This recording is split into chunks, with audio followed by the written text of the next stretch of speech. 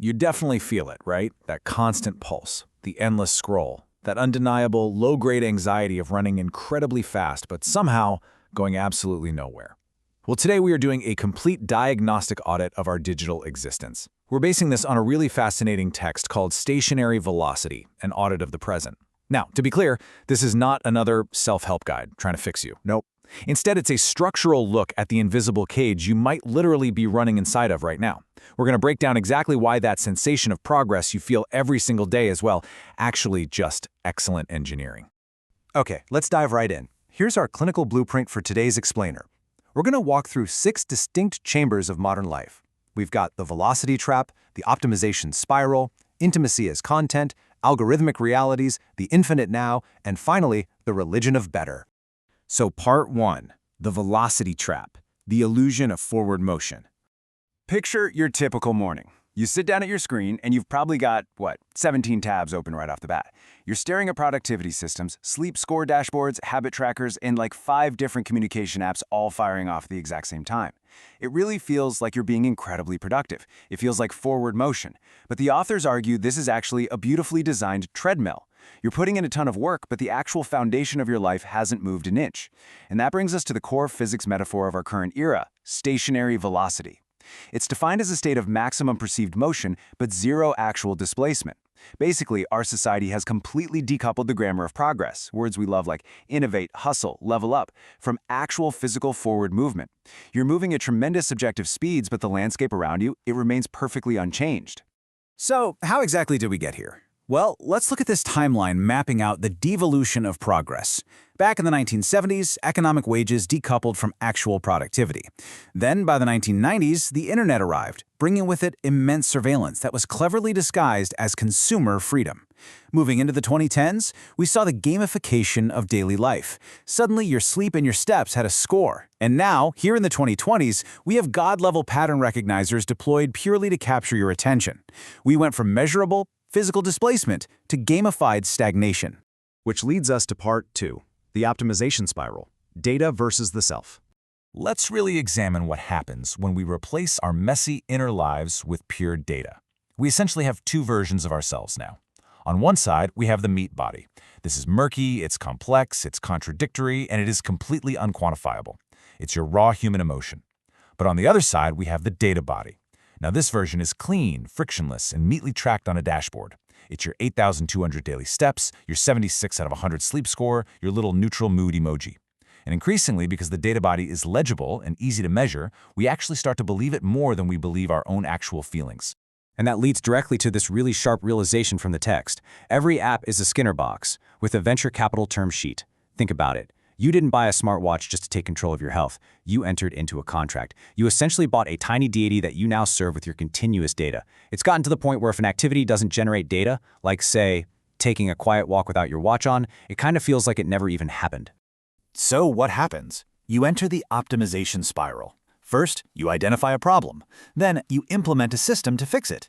Next, you inevitably fail to maintain absolute perfection, so you diagnose the failure. And finally, you decide you just need a better system to manage your previous system. That's meta-optimization. And the cruel irony of all this, you end up spending 90 minutes meticulously maintaining your complex productivity systems and only 20 minutes actually doing the work. You are literally trapped getting better at the exact wrong thing. All right, part 3, intimacy is content, the commodification of connection. I really want you to reflect for a second on the difference between your real-world friends and your feed friends. Because look, we're more connected than ever, right? But we've essentially outsourced our relationships to platforms that fundamentally misunderstand what connection actually is.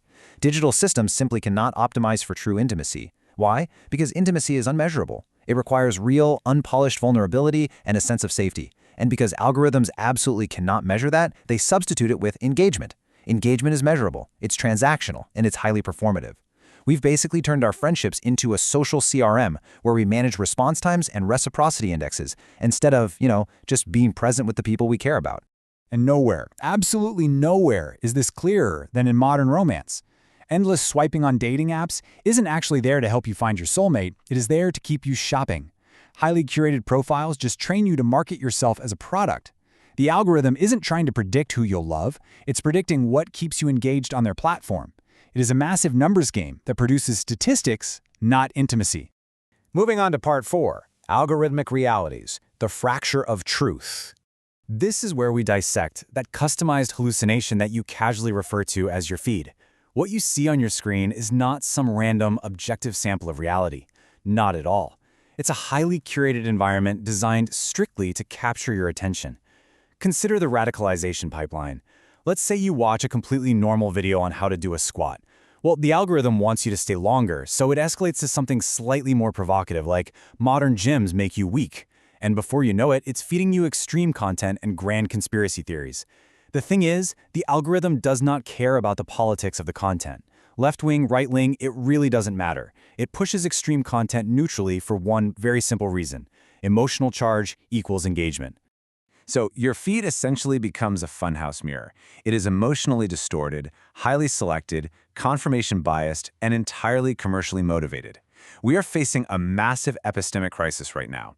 There is almost no shared consensus reality anymore. Instead, there are billions of profitable, highly individualized reality bubbles, and they're artificially inflated by synthetic bots that manufacture the false appearance of consensus. Your reality is, quite literally, algorithmically generated. Which brings us to part 5, the infinite now, the collapse of time. The feed doesn't just distort our sense of truth, it completely obliterates our perception of past and future. Time used to have a shape, you know? We had a past we learned from and a future we planned for. Now everything just collapses into the scroll. The text points out this staggering reality. The half-life of information is now just 48 hours. The feed acts as an amnesia engine. Your brain physically needs gaps in stimulation to consolidate short-term experiences into long-term memory. But the feed, it never stops. This constant, unrelenting stream of the present prevents memory consolidation, reducing actual vital world history to just another disposable aesthetic on your timeline. Finally, part 6, the religion of better, the metaphysics of product. When time is flattened and connection is commodified, what exactly is left to believe in? Well, the authors argue that modern self-improvement isn't just a fun series of life hacks, it is the unquestioned religion of our age. It's this metaphysical belief that you must constantly always be optimizing. Just look at how ancient, sacred traditions have been strip-mined and secularized. Meditation isn't about liberation from suffering anymore, it's a productized tool for productivity enhancement. Yoga, that's for core strength. Psychedelics, cognitive optimization. We've literally turned enlightenment into a life hack, just so we can perform better at work. You aren't escaping the rat race, you're just using spirituality to become a faster rat.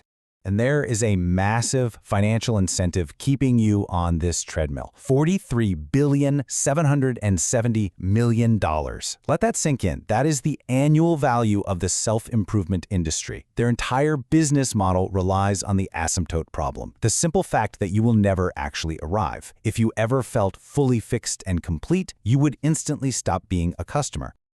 So I want to leave you with a final provocative thought to take away from this audit. Look at all the metrics you track, the feeds you endlessly scroll, the optimization systems you manage, and just ask yourself, who would you be without the data?